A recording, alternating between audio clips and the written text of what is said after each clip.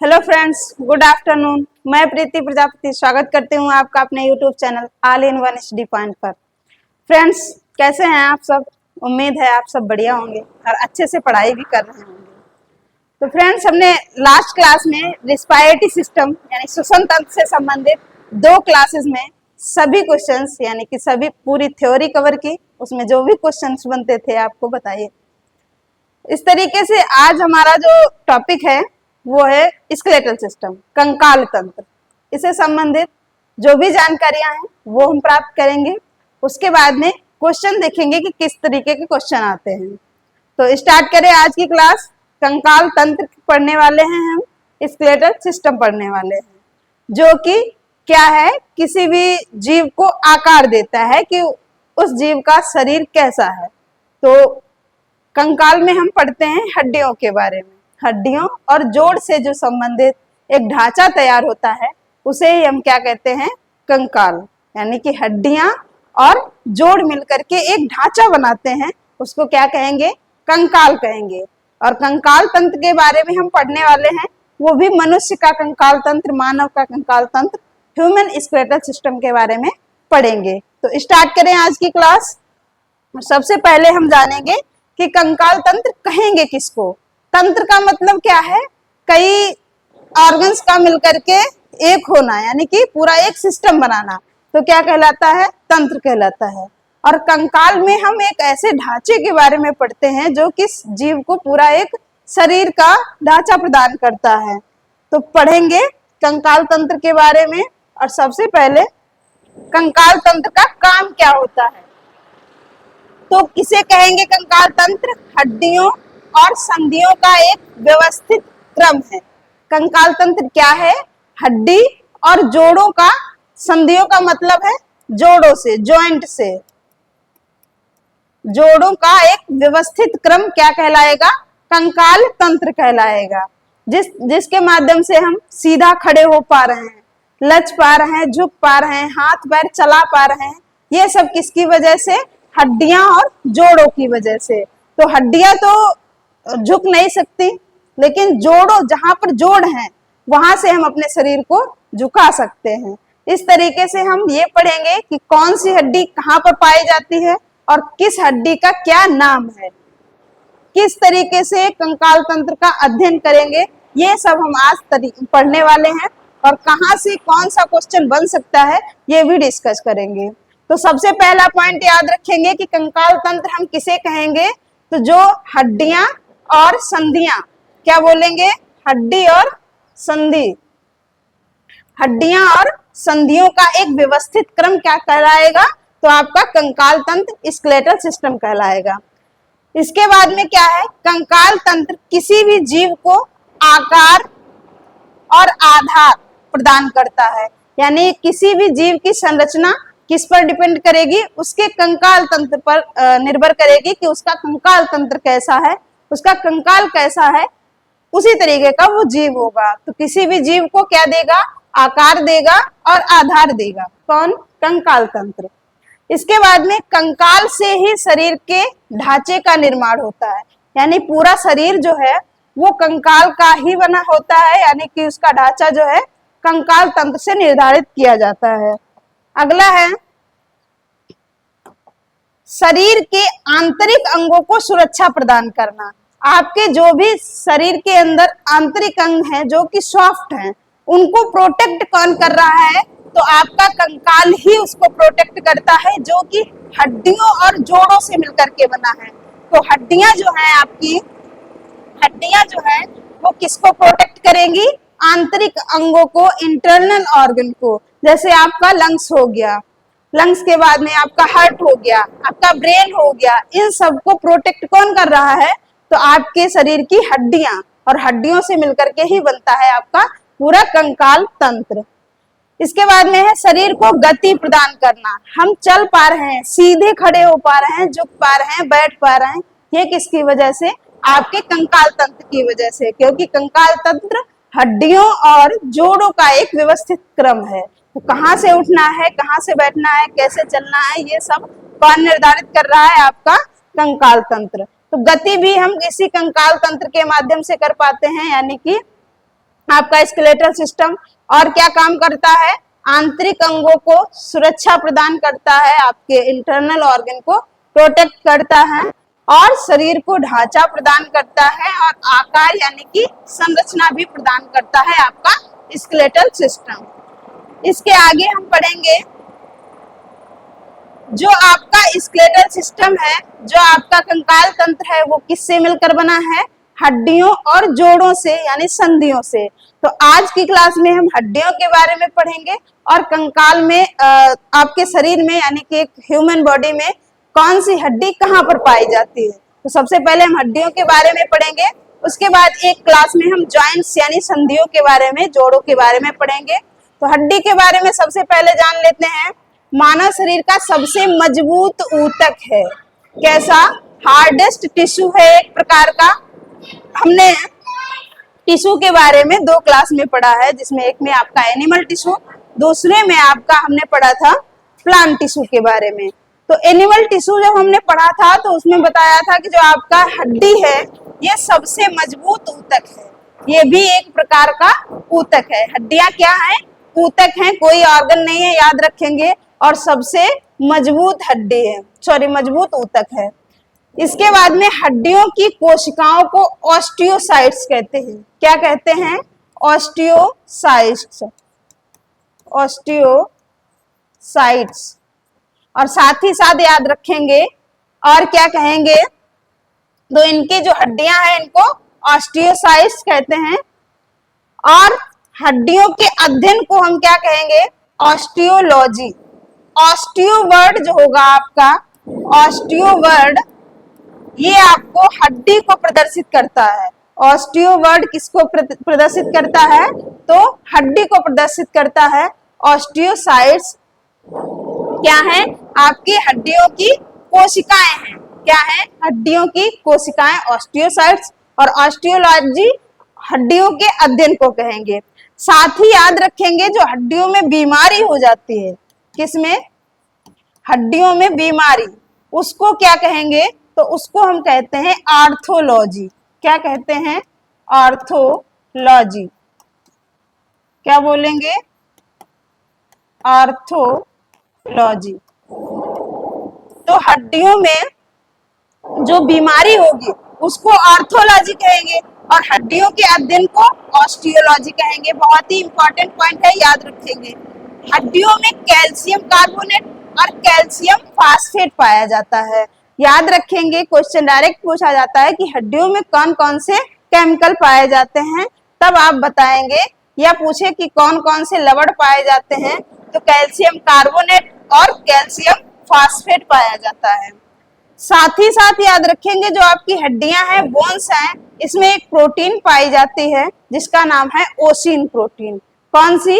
ओसिन protein आपकी हड्डियों में पाई जाती है। तो हड्डियां कैल्शियम कार्बोनेट और कैल्शियम फास्फेट की बनी होती हैं। हड्डियों में ओसिन प्रोटीन पाई जाती है। हड्डियों की जो सेल्स होंगी उनको हम ऑस्टियोसाइट्स कहेंगे। और साथ ही साथ हड्डियों के अध्ययन को ऑस्टियोलॉजी कहेंगे। हड्डियों में बीमारी जो होगी उसको आर्थोलॉजी कहेंगे। हड्डियों में बीमारी को ऑर्थोलॉजी, और जो हड्डियों का जो डॉक्टर होता है उसको ऑर्थोलॉजिस्ट कहते हैं। क्या बोलेंगे? ऑर्थोलॉजिस्ट। और पॉइंट याद रखेंगे हड्डियों के बारे में, अस्थि मज्जा। हड्डियों में अस्थि मज्जा यानी कि बोन मैरो पाया जाता है। क्या पाया जाता है? बोन मैरो, जहां पर क्या होता है? ब्लड का निर्माण होता है। अब ये बोन मैरो क्या है? तो बोन मैरो लंबी सी हड्डी का खोखला भाग होता है। क्या होगा? लंबी सी हड्डी का खोखला भाग होता है। यहीं पर रक्त का निर्माण यानी ब्लड का निर्माण होता है। और उसके बाद में हड्डियों में पाए जाते हैं पोर्स यानी कि छोटे छोटे छिद्र। इन्हीं से ब्लड हड्डियों से बाहर आ जाता है। तो याद रखेंगे जो अस्थि मज्जा है, क्या बोलेंगे? अस्थि मज्जा, बोन मैरो, यहाँ पर रक्त का निर्माण होता है। और यह अस्थि मज्जा कहाँ होगा? आपकी हड्डियों में, लंबी हड्डियों में, बड़ी हड्डियों में पाया जाता है। इसके बाद लिखा है वयस्क मनुष्य में 206 तथा शिशुओं में 300 से अधिक क्या पाई जाती हैं? हड्डियां पाई जाती हैं। जो जब न्यू बॉर्न बेबी होता है यानी कि छोटा बच्चा होता है, लगभग 1 साल तक तब बच्चों में हड्डियां कितनी होती हैं? 300 प्लस, 300 से ज्यादा होंगी। उसके बाद में कुछ हड्डियां क्या होंगी? जुड़ करके मान लिया दो दो हड्डियां जुड़ गई तो एक बन गई। इस तरीके से जुड़ करके जब तक बच्चा वयस्क बनता है तब तक 206 हड्डियां रह जाती हैं। यानी कि एक वयस्क मनुष्य में 206 हड्डियां पाई जाती हैं।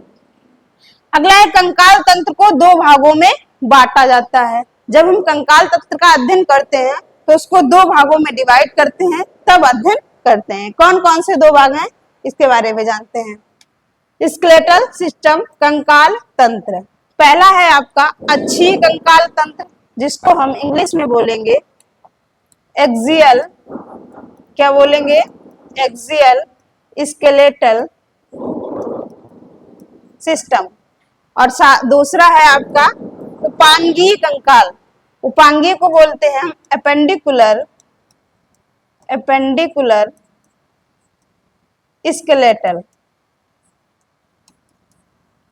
तो जब भी हम कंकाल तंत्र यानी स्केलेटल सिस्टम का अध्ययन करेंगे तो दो भागों में पहले डिवाइड करेंगे। एक होगा आपका अक्षीय कंकाल तंत्र एक्सियल स्केलेटल, दूसरा है आपका उपांगीय यानी कि अपेंडिकुलर स्केलेटल। तो इसमें एक बार हम देखते हैं पहले अक्षीय में क्या क्या आएगा और उपांगीय में क्या क्या आएगा।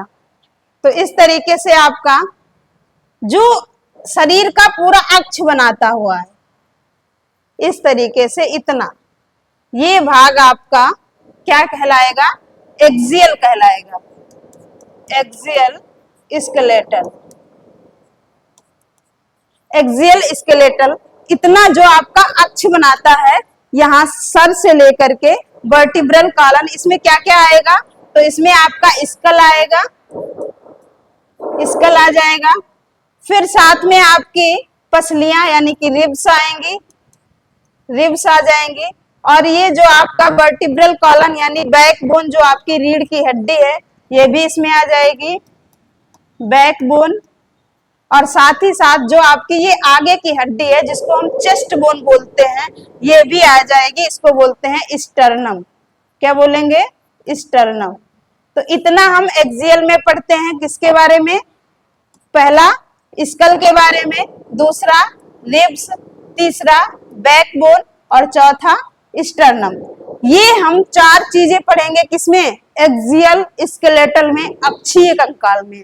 इसके बाद क्या बचा? आपके हाथ, ये दोनों हाथ, उसके बाद में पैर, हाथ और पैर, ये बचे हाथ और पैर। इनको हम किस में पढ़ेंगे? तो इनको हम पढ़ते हैं अपेंडिकुलर में। किसमें पढ़ते हैं? अपेंडिकुलर में, अपेंडिकुलर में। तो एक्सियल में क्या क्या पढ़ेंगे? स्कल, रिब्स, बैकबोन और स्टर्नम, इतने हम पढ़ेंगे किसमें? एक्सियल स्केलेटल में। उसके बाद में क्या बचेगा? हाथ और पैर, जिनको हम पढ़ेंगे उपांगी यानी कि आपका अपेंडिकुलर के बारे में। अब एक एक करके हम पढ़ लेते हैं। तो सबसे पहले हम पढ़ेंगे स्कल के बारे में, जिसमें आपकी आएंगी 29 बोन, 29 बोन। स्कल, स्कल में हम क्या पढ़ेंगे? 29 बोन्स के बारे में। वक्ष गुहा, जो कि आपका थोरैसिक कैविटी, क्या बोलेंगे? Thoracic cavity. इसमें हम पढ़ेंगे 25, कितनी? 25 बोन्स। स्कल में पढ़ेंगे 29 बोन्स। वक्ष गुहा यानी कि थोरैसिक कैविटी में हम पढ़ेंगे 25 बोन्स। और रीढ़ की हड्डी, जिसको हम बोलते हैं वर्टिब्रल कॉलन, क्या बोलेंगे? Vertebral colon. इसमें हम पढ़ेंगे 26 बोन्स के बारे में। तो टोटल हो जाएंगे कितनी? अक्षीय में 80 बोन्स। कितनी? अक्षीय में कितनी? 80 बोन्स। और मानव में पाई कितनी जाती हैं? तो 206 हड्डियां। कितनी पाई जाती हैं? 206 हड्डियां, जिसमें 80 बोन्स आपकी इसमें आएंगी, एक्सियल स्केलेटल में आएंगी। 80 हड्डियां एक्सियल में आएंगी। और 80 में भी आप खोपड़ी में कितनी पढ़ेंगे? 29। वक्ष गुहा में कितनी पढ़ेंगे? 25। और रीढ़ की हड्डी में पढ़ेंगे 26। जो आपकी ये लिखी है उरोस्थि, क्या है उरोस्थि, इसको हम वक्ष गुहा में ही शामिल करेंगे। यदि पूछा जाए थोरेसिक कैविटी में कितनी बोन्स होती हैं तो आप बताएंगे 25। सिर्फ पसलियों की संख्या पूछी जाए तब आप 24 बताएंगे, यानी कि 12 जोड़ी बताएंगे। और जब पूछा जाए कि थोरेसिक कैविटी यानी वक्ष गुहा में कितनी हड्डियां होती हैं तब बताएंगे आप 25 बोन्स यानी 25 हड्डियां। इस तरीके से जो आपकी 80 हड्डियां हैं इनको हम किस में पढ़ेंगे, अक्षीय कंकाल एक्सियल स्केलेटल में पढ़ेंगे। बची कितनी, तो आपकी 126, कितनी बची 126 हड्डियां, जो कि हम किस में पढ़ेंगे, एपेंडिकुलर स्केलेटल में पढ़ने वाले हैं। जिसमें आपकी हाथ में कितनी हो जाएंगी 60, यानी कि 30 दोनों हाथ में। उसके बाद में पैर में भी आपकी कितनी 60 हो जाएंगी। और जो आपका अंश मेखला लिखा हुआ है इसको हम बोलते हैं पेक्टोरियल गिर्डल। क्या बोलेंगे, पेक्टोरियल गिर्डल। इसमें आती हैं आपकी 4 हड्डियां। और पेल्विक गिर्डल यानी कि श्रोणि मेखला, पेल्विक गिर्डल, इसमें आती हैं आपकी 2 हड्डियां। तो इस तरीके से 126 इधर और 80 इधर, इस तरीके से हम 206 हड्डियों को पढ़ने वाले हैं और हर एक का नाम याद करेंगे बहुत ही इजीली तरीके से। साथ में याद रखेंगे जो आपके हाथ और पैर आते हैं इनको हम बोलते हैं लिम्स। क्या बोलेंगे, लिम्स। ये आपके लिम्स में आ जाएंगे, भुजा। और जो आपके ये गिर्डल हैं इनको हम बोलते हैं गिर्डल यानी कि मेखला, ये आपके मेखला में आ जाएंगे। तो उपांगी कंकाल को फिर से हम 2 भागों में डिवाइड करते हैं, लिम्ब और गिर्डल में। लिम्ब में आपके हाथ और पैर की हड्डियां पढ़ेंगे और गिर्डल में आपकी अंश मेखला और श्रोणि मेखला को हम पढ़ेंगे। इधर आपकी अक्षीय कंकाल में खोपड़ी, वक्ष गुहा और रीढ़ की हड्डी के बारे में पढ़ेंगे। तो सबसे पहले हेडिंग हमारी क्या पढ़नी चाहिए, खोपड़ी यानी कि स्कल। क्या पढ़ेंगे,